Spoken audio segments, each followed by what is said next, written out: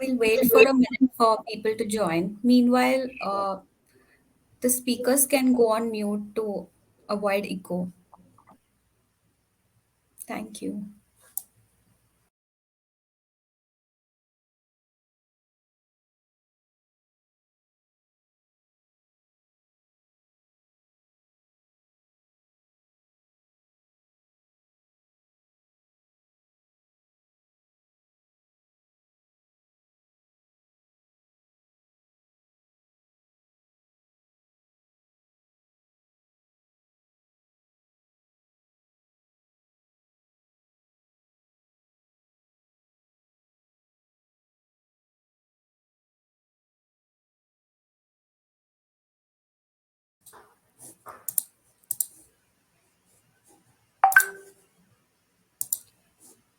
Good afternoon, everyone. I hope everyone is having a great time attending these amazing sessions. Thank you for investing your time with us on Saturday afternoon.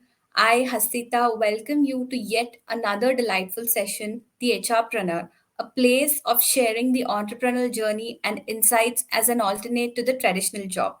To share their insights, today we have with us Ananya Sarthak, Sumesh Nair, and Pankaj Bansal. Before we begin the session, let me introduce you to our amazing speakers. So, Ananya Sarthak is the co founder and CEO of Avigna, India's largest tech led enterprise focused gig work platform, which is funded by Unitas Ventures, the Michael and Susan Dill Foundation, and Eagle 10 Ventures. Sumesh Nair's careers span a decade across domains like analytics, management, consulting, and now as a co founder and CEO of Board Infinity. He was a part of unicorns like Mu Sigma during their early growth stage. He was one of the youngest trainers in the L&D department of the institutes that he worked with. And Pankaj Bansal is the co founder and CEO of People Strong, which comprises three independent businesses: People Strong HR Tech, Tagged, and VBox, and founding partner of Work 10M, an initiative that aims to make work accessible to 10 million people by 2030. Welcome, Pankaj, and I request you to take over. All yours.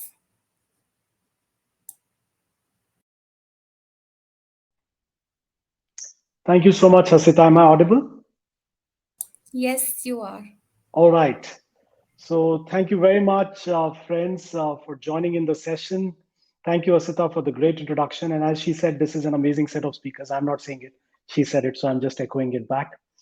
You can imagine that's going to be a very humble panel.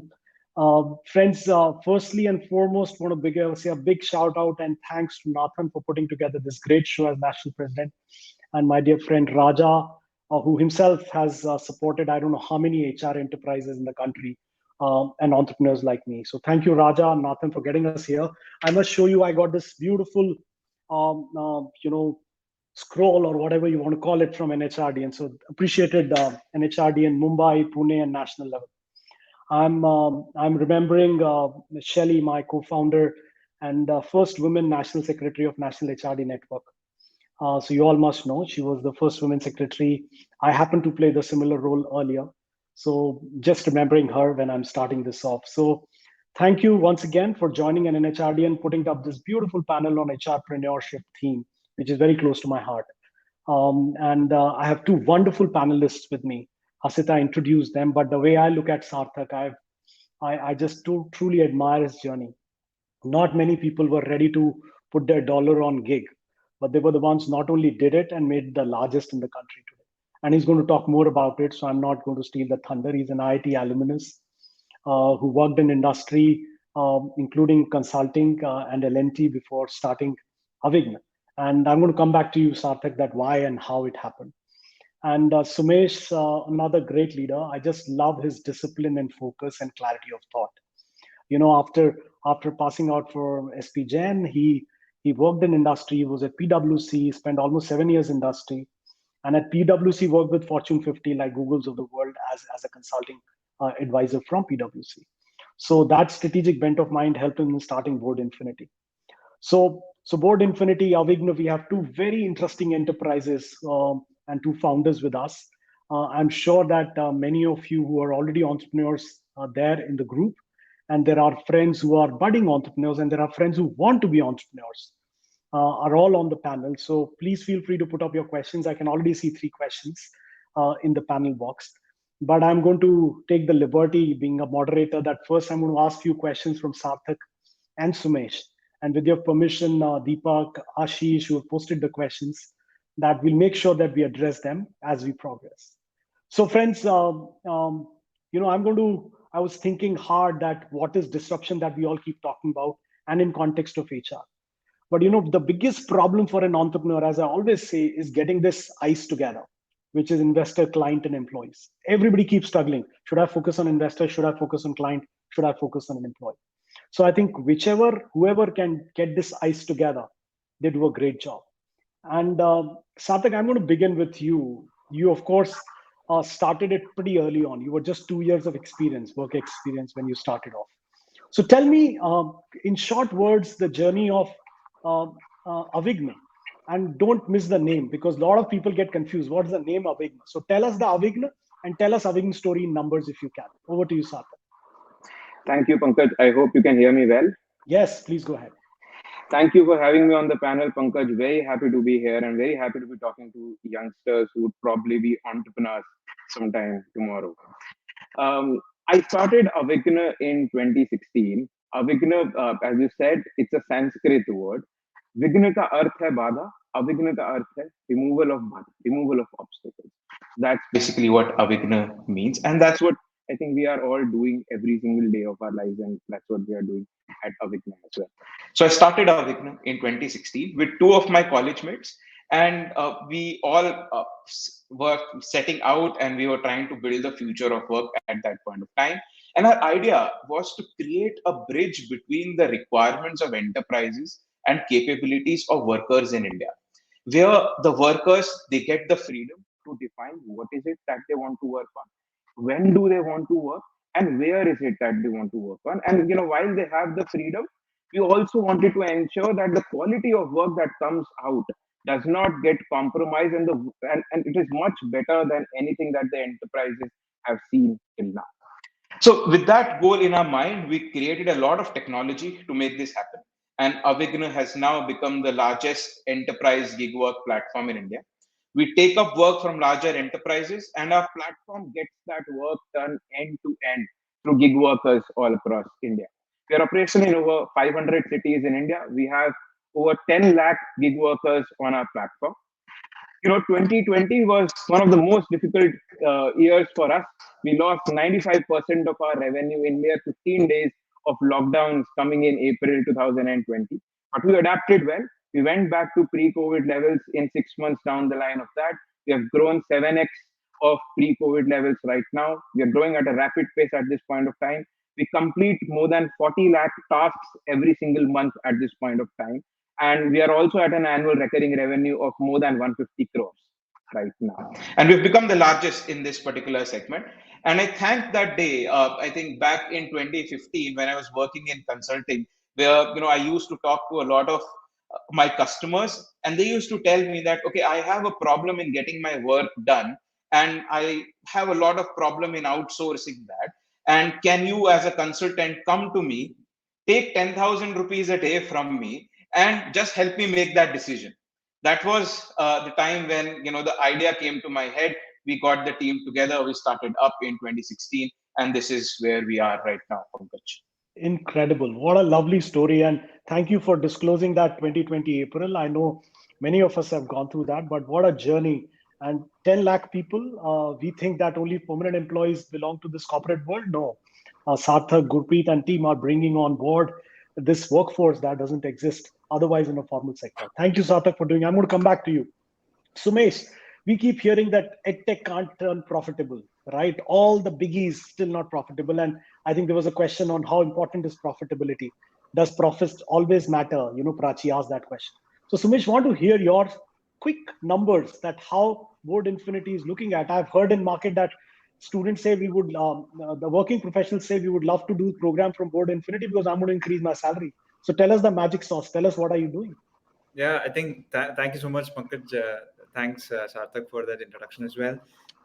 See, Board Infinity is a is a skilling and a career transitions platform, if I were to put it in one word or one sentence. And in that also we look at the early career segment really well. Now, the early career segment is a segment which is graduating from college and who are in the early stages of their career.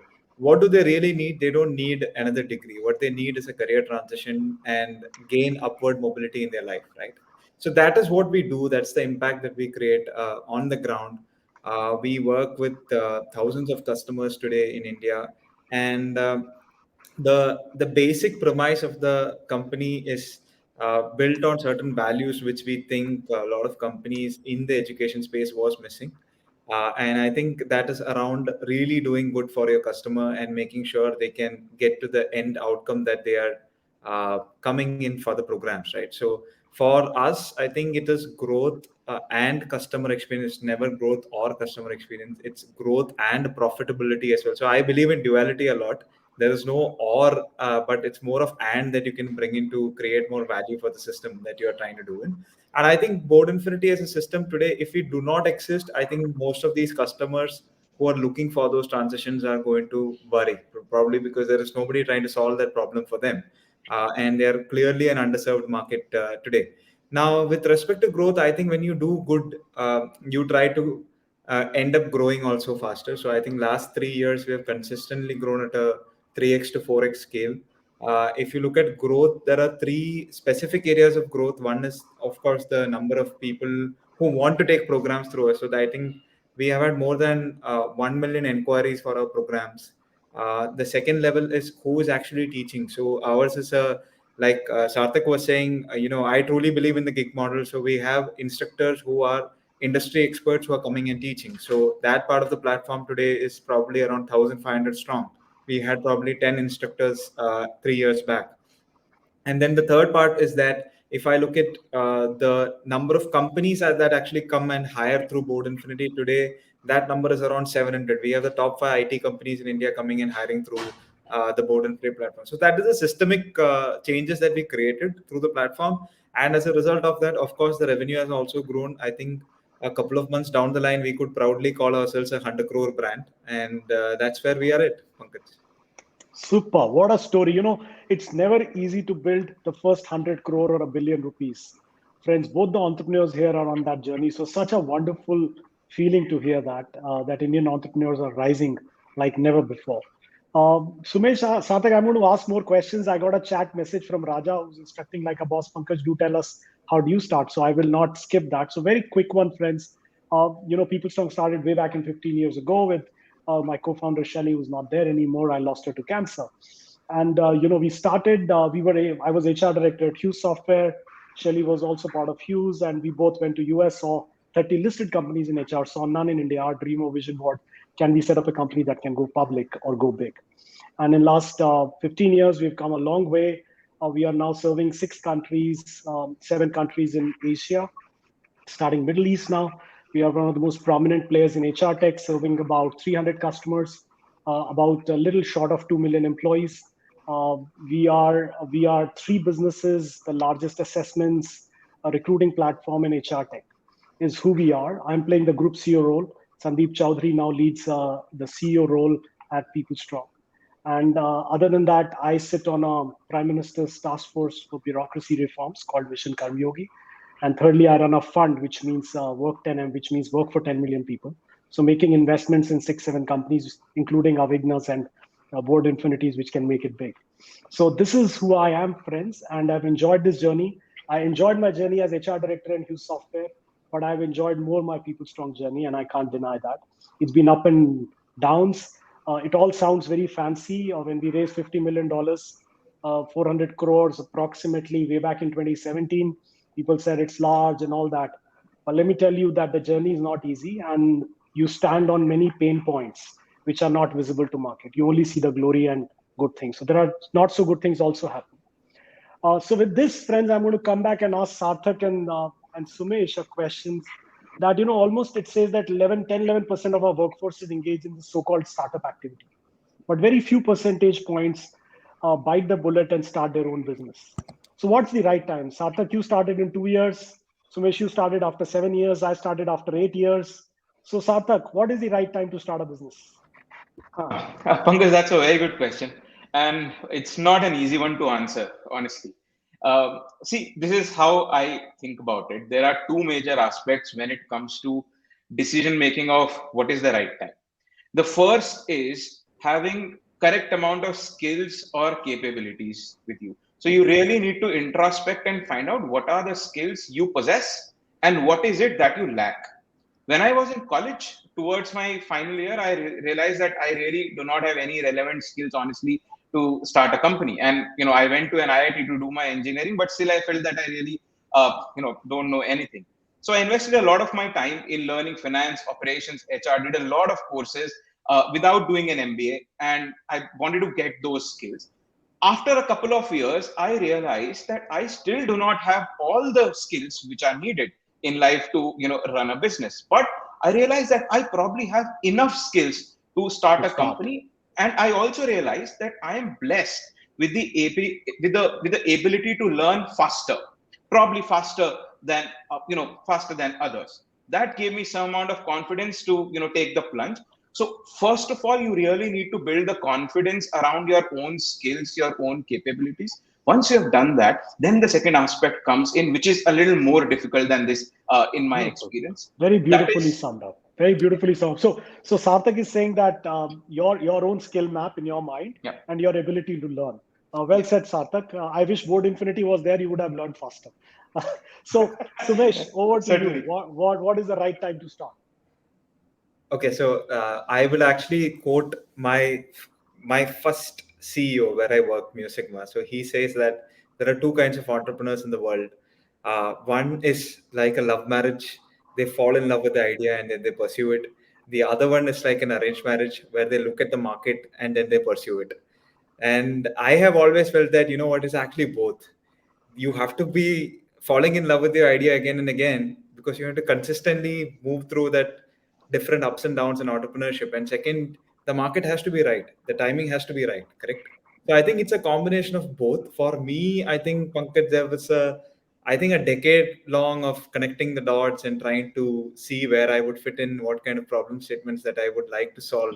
And somehow or the other, it just came to education, and it came to the fact that I've been a trainer myself for a long period of time. Why can't I do this in a more structured way and help a lot of folks, right? So that was my journey, and I think even today I have that as my mental map.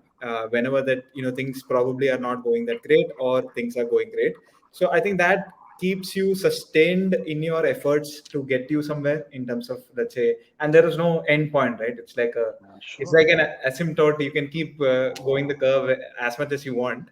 So I believe timing of the market has to be right. And like Sarthak said, when you know that you have a special reason as to why you want to do it, and you have some certain abilities which can differentiate yourself from a lot of people out there or companies out there, and directionally, if you're choosing the right set of things to solve, I think that's about it. So the preparedness actually matters, um, Sure. as much But as the but timing in the sorry to market. interrupt. Yeah, sorry to interrupt. But I want to just point out. So are you saying that arranged marriage or love marriage doesn't matter, but don't get divorced? But what you're truly telling everyone is again your preparedness. Is Yes. preparedness everything, or is it the market size, or is it having the right team with you, or funding? What will you pick up? I think the first level would be the market. I came to this industry with zero knowledge about HR, zero knowledge about education, in the sense that I didn't do that as my day job, right? So the market was good. I still remember I had met one of the NHRD officials probably 3 years back, and today I'm sitting on a panel trying to speak to people who are doing this. So it doesn't really matter where your background actually started, as long as the problem that you want to The solve is market. clear. Yeah. So market is great. One more investor, my board member called Rajul Garg, who built up two probably unicorns, and he said, Pankaj, you know what? Everything is fine, but if the market doesn't exist, everything fails. People underestimate market. In our world, we call it TAM, total Yeah. addressable market, right? Yeah. Sarthak, do you agree with market as the first thing, or you need funding, or you need team? See, Pankaj, as the first thing, what I really feel is that, as you rightly mentioned, the fear of failure of getting into that marriage, I think overcoming that becomes a very key aspect for an entrepreneur to start anything. And I believe that in addition to skills, in addition to market, in addition to having correct set of investors, if you do not overcome that fear of failure to get into that particular marriage, then nothing works out at the end of the day. So, and Sure. fear of failure, I've seen it works in two sort of mannerisms. It either prevents you from getting into the marriage, or it either gets you to work harder, work smarter to make it a success. So you have to overcome that first initial fear of failure, get secure yourself that, okay, I'm going to give my 2 years into this at least. If it works out great, I would give my next 10 years. If it doesn't work out, I would have learned a great deal out of it. At least you will become more humble, if nothing Yes. else, right? So there are so many questions in the chat box. But last question before I go to the chat box, please do look up at the chat box, Sumesh, Sarthak, if you want to pick up any question. But one question: there's a big problem in HR industry that when an entrepreneur starts, their buyer is HR and their user is employee. And Sarthak, I'm going to start with you. How do you find the balance, or which one you prioritize over other? Yeah. So, Right. Pankaj, So I'm trying yeah. to understand. So will you focus more on the demands of HR function led by HR leaders? And will you focus on what employees want? Sometimes there is a difference, right? So which one will you pick Yeah. up? Yeah, Pankaj, it's a chicken and egg problem, and it is a large dilemma which every HRpreneur sort of faces, and which we also faced in our journey. I think the clear answer to that is that you have to make a decision on what is your primary customer when you are starting out. Because if you are split between the two, you probably wouldn't be able to solve the at the end of the day, 10 years down the line, you really need to keep everyone happy, whether it's the employee, whether it's the HR at the end of the day. But when you're starting out, you really need to make that decision on who is your primary customer, who is giving you your bread and butter for the initial 2 years of your journey. We took a call that, okay, the demand that comes to us, if that demand doesn't exist and that does not retain, then we can't do anything beyond that. So we decided that, okay, our enterprise customers are the primary customers. We need to satisfy Yeah. them. We need to understand their Beautiful. sort of feedback. And but over a period of my last 3 years, Pankaj, have been to figure out the expectations Supply. of the workers of my Supply. supply, on how do they get retained on my platform. So the Yeah. focus We shifts started from now here on. and then we shifted. Yeah. Yes. So friends, what Sarthak is saying with all of you who are listening, it's in our world we call it ICP, ideal customer profile, right? You've got to do that. It keeps evolving, it keeps changing, it's not static. Sometimes you're on this side of the spectrum, sometimes on the other. Well said, Sarthak. Sumesh, any take you have on this point? Yeah, I think for us, the if I kind of adapt the question to our business side, we have customers who are taking the programs, and then there are companies or HRs who are trying to, let's say, take this talent inside, right? So there have always been a confusion around which side that you should look at, charging more or charging less, or which side you should charge at all, right? So what we have understood is that for us, again, it comes to the fact that where can you discover larger value. So for example, we know that corporates do, let's say, have budgets around hiring and onboarding and those kind of things, but we also felt that that budgets will not help us train or spend time for 6 months, 7 months trying to train the customer to get them to a level that we need them, right?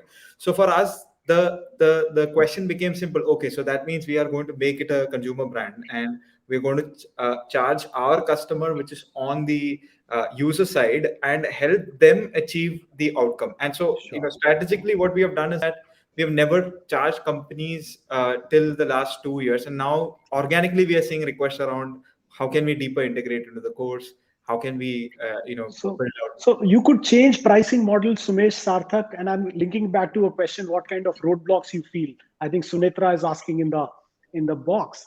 That would you like to just say? So, pricing model is one, but what's the biggest roadblock? Quick one from you, Sumesh and Sarthak. Which one? Which is the biggest roadblock, and how you overcome? 1 minute answer.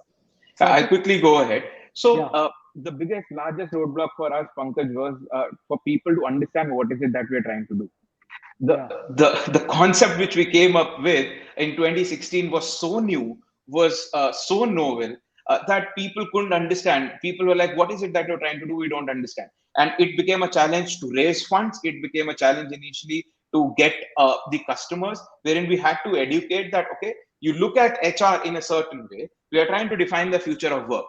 So that education, that change management, that took us the most amount of time and most amount of money. Sure. And you managed it because you were funded. Else it would have been hard for you. I mean, to get to funding, it took some amount of time. I went bankrupt, lived in PGs for some amount of time, did a lot of those things. But it's a journey of every entrepreneur, I guess.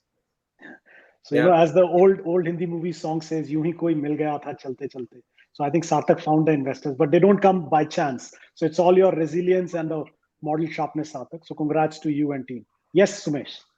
Pankaj, I think the biggest roadblock for us initially was around understanding which business models could scale. And it took us 1.5 years to understand that probably the consumer model is the one which is highly scalable. And to reach to that point, I think I had Sarthak kind of moments with us where probably, let's say, you are in a B2B kind of nature, and let's say you have cash flow issues coming in through, right? And when you are a young company, it could really, really come and bite back at you. So I think for us, the biggest roadblock was that. And overcoming that, and I still remember that was like the I think the clear inflection point for us as an organization, where we kind of grow like 40x from there, right? I mean, over the last 2.5, 3 years. So I think that was the biggest roadblock, that there are existing models which are not scalable. As new entrepreneurs, you might end up doing those models, and then you get out of it, and then you really do the clear ones, which is. So, but tell me one thing. How do you find those first set of, I call it friends, family, and fools who will trust you? I remember Raja trusted me. I hope he's happy. But how will you find people like them who will trust you and invest? Because first money comes on punt, right? Yeah. It's not really sharpness of a business model. It's on you that people put. And such a big headache, right? Because you feel so worried that if the money goes down the tube. So tell me, how do you go about that? So I would say that our first round, of course, there were some support from friends, family. Of course, we founders also invested in, but the first external validation came in when one of our instructors, he was a senior vice president at DBS Bank. He was so sold on the model. I mean, we used to go to 1 or 2 colleges together. He was so sold on the fact, and he also sold on the the founders. He even did a assessment on us, a Hogan assessment, to understand how are these folks and how can they do well in the future, right? So after that, we got our first assessment. I never even raised from VCs or private equity funds or anybody else, but that was the single first Wonderful. check that came in, and from there we rolled the entire round. Wonderful. I'm going to come back on how to sell ideas. Ashish is asking that. But Sarthak, your quick comment on the previous question. Your initial investors, how do they came in? Pankaj, I think I did almost every single thing to get my first check in. I sent more than 1,000 cold emails. Every day I would sit at 10 a.m. in a shared office, scout LinkedIn, find out HNI, see if I can access their email. At times I used to imagine that, okay, the first name at the rate company name.com might be the email address of that particular person. So I sent about 1,000 odd emails. One such email went to some person, went to someone else, and went to Unite Us. And they called me for a meeting in Bangalore. Within about 15 odd days of that, I had a term sheet from them. Nice. So, I mean, life works in mysterious sort of manners. I never thought that one of my cold emails across 5 different hops would land up at a fund, and they would call me and give me my first check.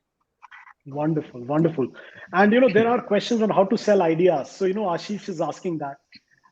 I can just say it's the hardest thing probably. I was an HR guy. I was HR director. When I jumped in, I struggled in selling. I remember in my first meeting, I was forcing my customer to see PPT. And the customer was saying, I want to talk. I said, no, I've made a PPT. Why don't you look at it? So then the person who went with me was saying that you are such a bad salesperson. I will never come again with you. He was my investor and advisor. I said, no, I didn't know what other way to sell. So I remember I made such stupid things.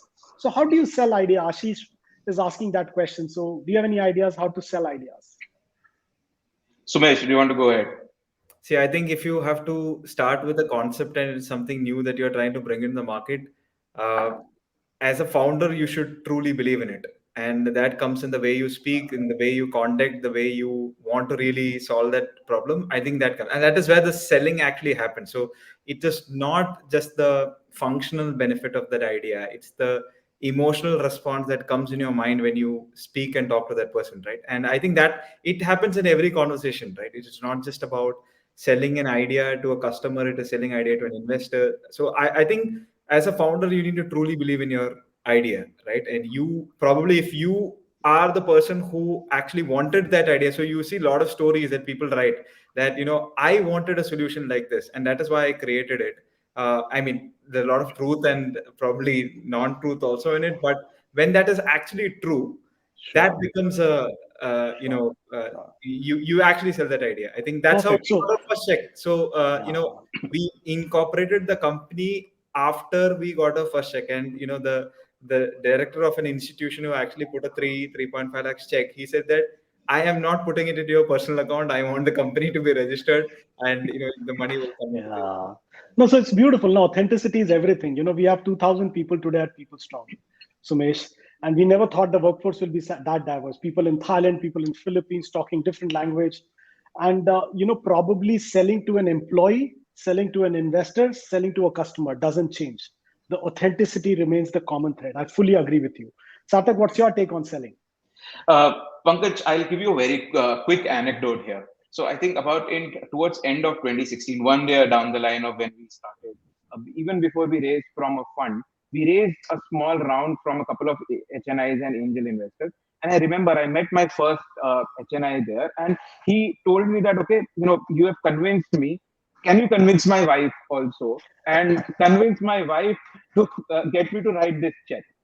I had one defined sort of pitch which I used to give to every odd Corporates. person. That was the first point when I realized that your whatever you are selling, a lot of it depends on who you are selling to, and Yeah. you really need to understand who you are selling to, understand where would that person be coming from, and adapt your pitch there. And I did not do well in that pitch. However, I did enough to get that check. But thereafter, whenever I sell to anyone, I first do a lot of research on who am I selling to, what is the problem statement that the guy or the person faces in his or her life. So, friends who are listening to our conversation, I realized that this strategy of sales work only to a particular time. Once you reach like I'm saying, in 2,000 people, the standard sales authenticity story doesn't work.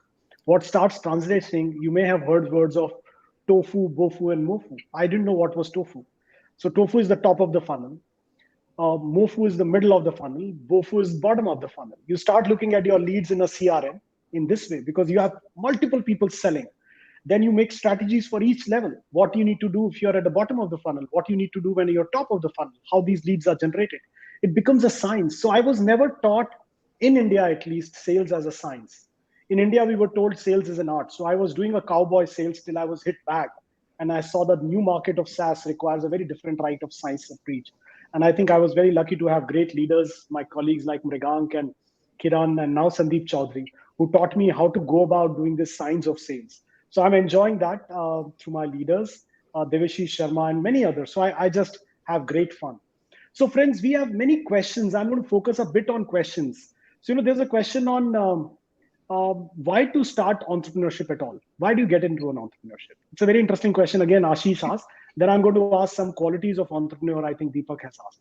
So, why to start entrepreneurship, Sarthak? It's a painful thing. I know there is a money, but it's just a false promise sometimes, Yeah. or most Yeah. of the times. So, what is that we start? Why we take that plunge? Yeah, most of the times entrepreneurship is also a very lonely journey, Yeah, of honestly. course. Yeah. So, why to take it? Yeah, the only reason which I have to become and to be an entrepreneur is to solve a very large problem, is to add value at a very large extent. Probably I cannot even say whether it's 1,000 times of what I would be doing if I was working somewhere. I cannot attach a number to it. It's times infinity for me, the amount of value, just the amount of value which I as an individual can add to the economy, to the country, to people. I think So, that's my so I call it madness and impact. I think Sarthak combined the two. He says, I need that madness because I want to create that impact. So well said, Sarthak. What's your take, Sarthak, Sumesh? So my take has been pretty straightforward on this, and it has to do a lot with me as an individual. So if the challenge is not strong enough in whatever I do, I get easily bored. That is a fundamental nature or trait around me. I'm very restless that way. That if the challenge is not strong, it becomes. So I still remember, I prepared a lot to get to management consulting after my masters, and a lot of people want to get into management consulting after masters. In the hope that end of, let's say, I've reached the end of cracking a job in management consulting and sitting there, everything will get solved. And I went there and I understood that these problem statements are not really exciting. I think the journey was good to get there, but are these problem statements really exciting? So I think my intent of going into starting something on my own was to find a problem where I could not be bored and be really focused, right? And seeing the magnanimity of the entire employability space, what I have done probably past that, it just captured my attention. And the more you start Beautiful. spending researching on it, you Beautiful. still get sucked into it. Beautiful. Even today, that's the case, right? You're still trying to solve a lot of problems which are unsolved, and it So keeps which you. are virtuous cycle. It's like a virtuous cycle, Sumesh, right? Which helps. So the spiritual side, friends, please read the double clicks of what Sumesh is saying. It's a very spiritual answer, and Ashish, hope you're agreeing with this. So what he's saying is that I could find myself in that process, in that moment, right? If I reflect back on my journey, very candidly, Sumesh, Sarthak, and all the friends, it started with a bit of ego. I'll not deny that. People kept telling me that HR businesses in India don't scale, and no one funds HR businesses. I'm talking 2005. No one really. When I spoke about 2008 about cloud, people thought I'm talking of rain, right? So I still remember those days. So it started with a bit of ego that I want to prove myself, but very soon it moved to a second category, what I call, I thought I'm here to live a purpose and to give it back. And where I said, can we bring joy, energy, and meaning to the corporations? There's so much of politics, there is so much of bad technology. How can we do that?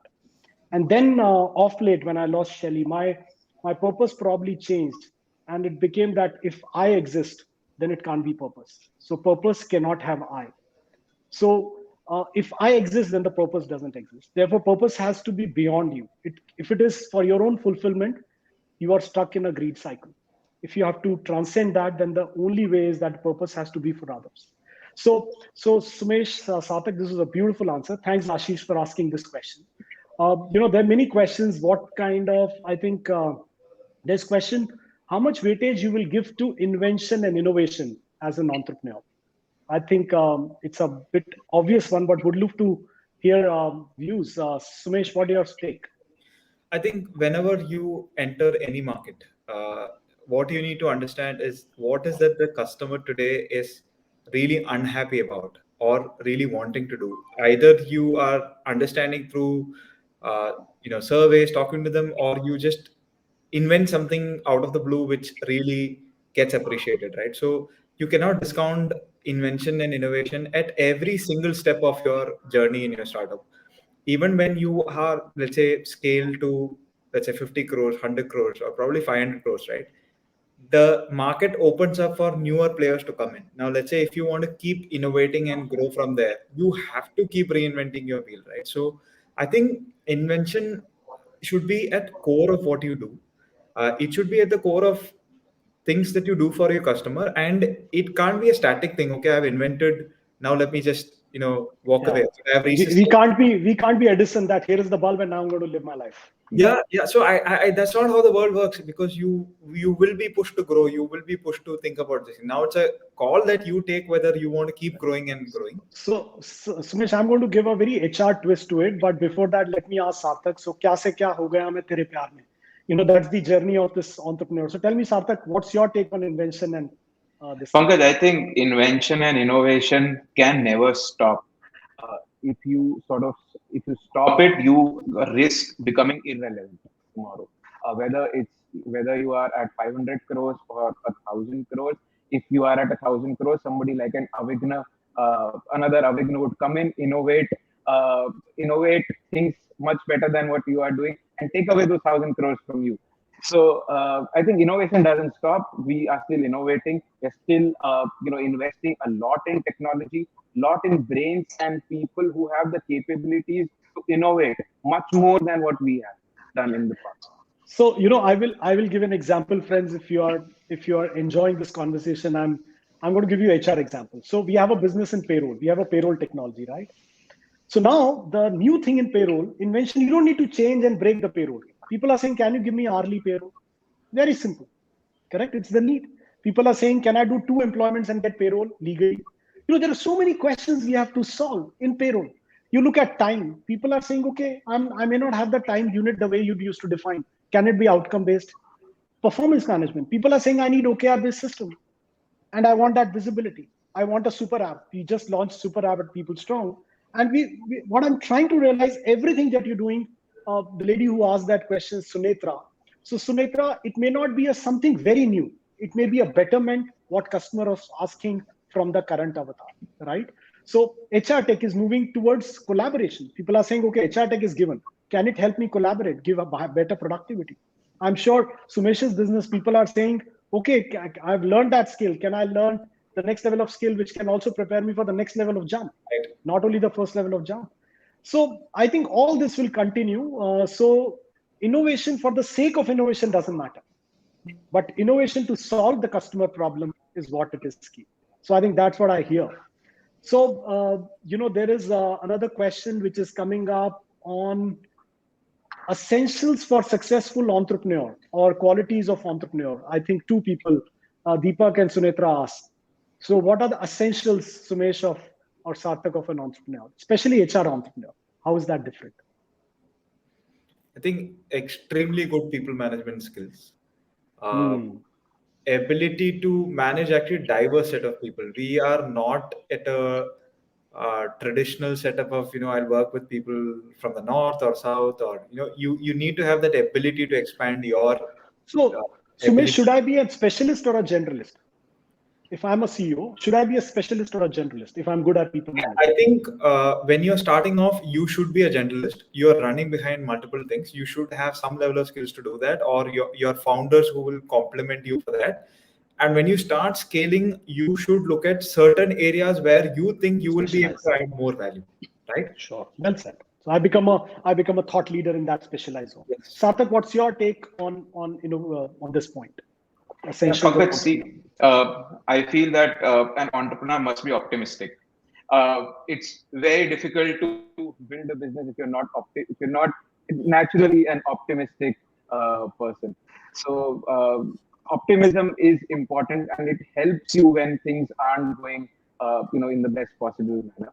That is one. And secondly, being open to change, being open to a lot of opinions which might not match with yours, being open to a lot of people who might not be very similar to you.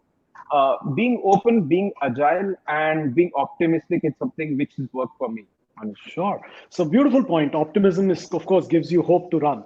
So in my sense, friends, one quality that I feel is a word called systems integrator. Systems integrator. So I feel entrepreneurs are nothing but systems integrator. They are getting a lot of pieces of the puzzle together. And I feel many of the other things have been spoken a lot about, but I feel your capacity to aggregate and integrate what makes you an entrepreneur. You see, they can very intuitively talk the customer language, they can talk the employee language, and they can talk the investor language. They know how to shift. So I think that intuitive sense helps them in integrating multiple stakeholders and creating a business, because you create business out of nothing. So I think that's my take on this question, but very well said, Sarthak and Dinesh. There's an interesting question here which says that I think Philip Jacob is asking that question from IBS, and he says, how did you make your pain points as opportunities? So any ideas that pain point, Sarthak, when the pain point happened, 2020 business went to zero.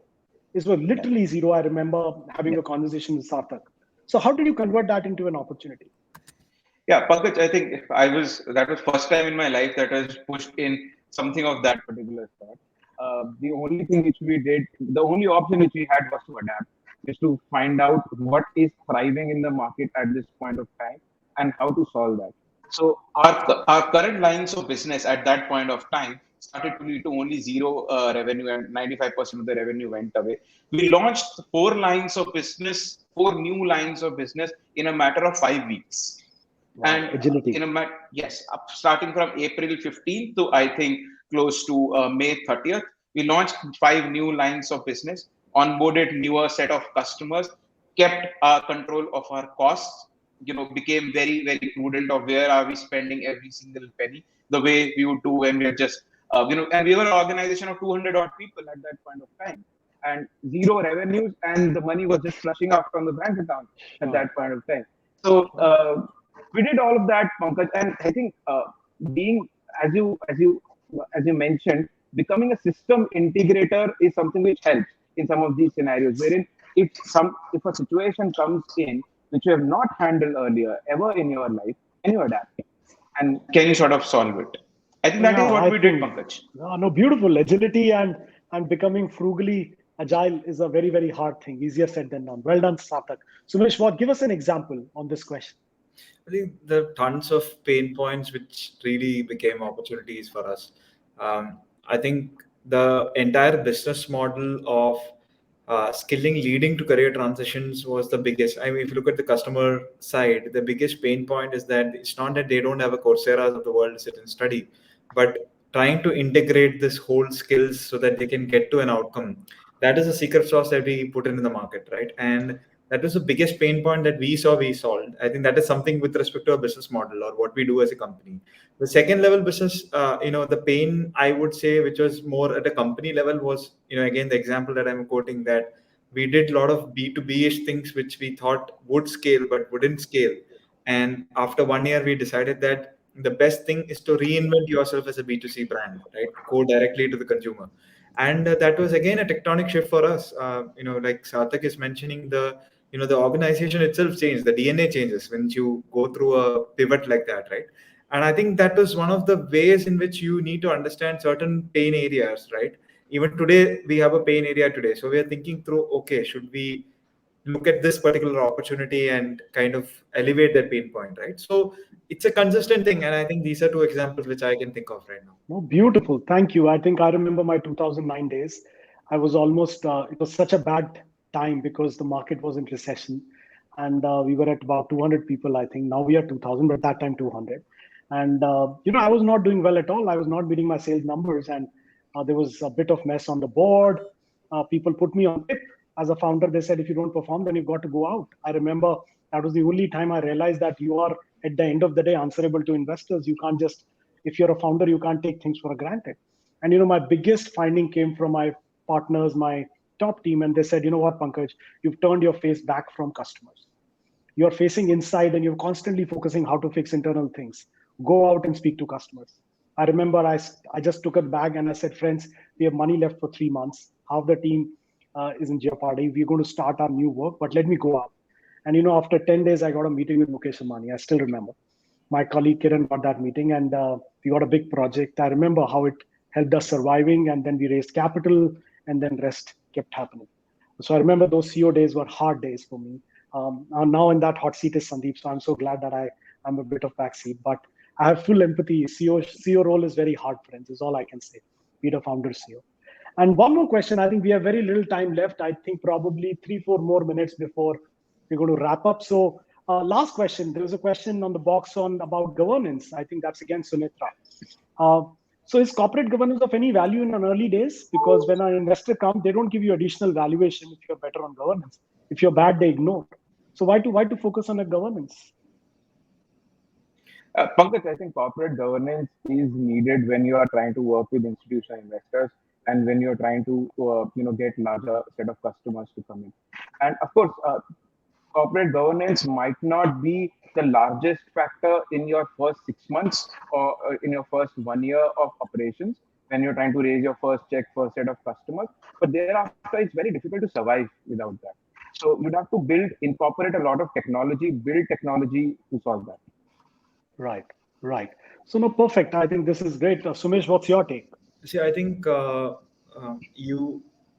corporate governance. Corporate governance in itself, the word, I mean, the phrase that we are talking about, it is not. It has to be done. I mean, even if you are not terming it as corporate governance, because uh, most of the times what happens, Pankaj, is that when a company grows, right, there is always a tussle between who is the real owner of the company. There are tussle between, let's say, investors. There are tussle between how people look at the company, and those kind of things come up, right? So I think, and this is something I recommend to all founders, that boss, you are not the only owner of the company. The investors along with you own the company. So you better need to see yourself as a trusty kind of person, Beautiful. rather than thinking that Beautiful. you are the boss of the company. And that is where, Correct. there's a thin line of you understanding. So even today, let's say, I want to take a expense while I'm traveling. I am very mindful about the fact that Sure. this is Sure. going to be, and I don't see myself as any different from some other employee. You get what I'm saying, right? So corporate. It's beautiful. I think this trusty point is such an important point, Sumesh. I remember my leaves, my quota is always approved by someone. My HR head approves my things, right? So I think these are small things. But if I give examples, Sumesh and Sarthak, to our audience, our people who are listening to us, I think there is one very important thing that HR profession deals with on ethics, and all of us, is when you let go an employee, especially when you fire somebody. So I urge all of us. I have not been successful always, but I had to do this unfortunate thing many a times. On ethical grounds, it becomes easier. You know what is right, wrong, and you take the right action. But sometimes business runs out of money. You are laying off. You're in that bad situation, right? You feel guilty that I didn't do my job. I think how you let go people and yet remain friends with them, Yeah. I think, was my yardstick. Can I go for a coffee with my friend who I parted ways with?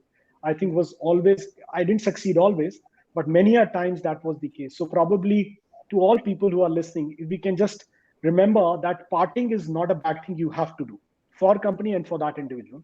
First, that's a myth. Most of the people can't do it. And I consider them weak leaders if they can't let go.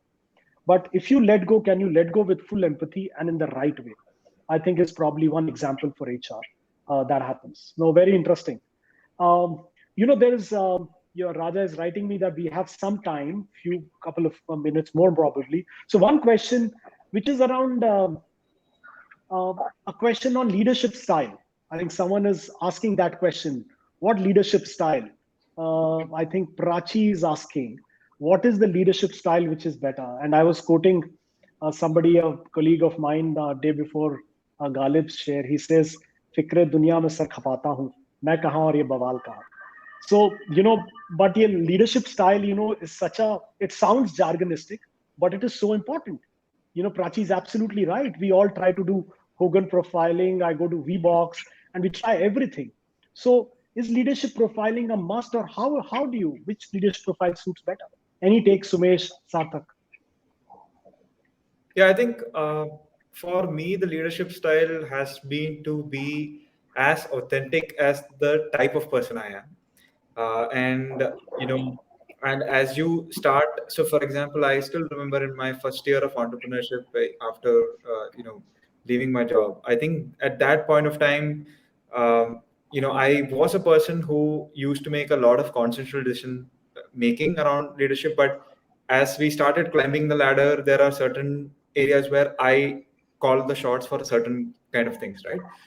But at the same time, I've also seen that you being authentic in terms of what you are as a person. So, for example, my mantra has been hold people to highest level of accountability, but be extremely good with them with the personal relationships. In the sense that you be a friend with them, but show the right side when organization goals are not being met, right? So I think Got that it. clarity, all people who work with me are there, and they know that this is my style, and they know that the leader means well. The leader means well for the organization, right? So So I realize, Sumesh, the big company mindset in early stage doesn't work. Now, now we can define it through leadership styles, but it's hard. But that so-called big company mindset, I have seen you get the best of the executives in early stage, it becomes tough unless they change their mindset, right? So, right. Sarthak, have you focused on it, or you think it's just a HR thing to be done? And there's one No, interesting question I'll come to. Quick one. yeah, Pankaj and Sumesh, you had a really good point that Sumesh mentioned that you have to hold people accountable. See, as a CEO, you have to take, let's say, 50 decisions in a day, and you understand that you are a part of a rocket ship which is growing at a much faster rate. So you probably would never have 100% data with you in order to take a decision. You need to have, let's say, 60% data to 70% data, and your decision making has to be faster. Otherwise, the rocket ship slows down. Now, how would you take that decision with 60% data with you? You have to have people who are accountable, whom you can trust. So the leadership style has to match with your leadership style. And so that is where Hogan comes along. So we've used Hogan not to find out what is the correct person for this particular kind of job, but who is the correct person that can work with us, or we can work with. Sure, sure. We So can I work think with. I will urge my fellow participants to read two books. Warren Bennis' Organizing Genius. That will tell you a lot on how to get the teams right. It talks of the high performing teams, and probably second book is around on the profiling. And Abhijit wrote that book. I'm forgetting the name. Abhijit Bhaduri. Very nice small book where he says one is the size of the shirt, second is the occasion you wear that shirt on. Both are important. The site should be correct and the occasion should be correct. That's how you do your profiling. So we will call it a day, but I think we have a minute, Hasita, and I want to take very interesting question by Dr. Deepak. And he's asking that once you become an entrepreneur, does the HR remains in that CEO or HR dies? Because you're only thinking business. HR never dies, Pankaj. Ah, HR. So Deepak, HR can't die. he says HR can't die. So HR is James Bond. James Bond never dies, Deepak. That's the answer of Sarthak and me. What's your take, Sumesh?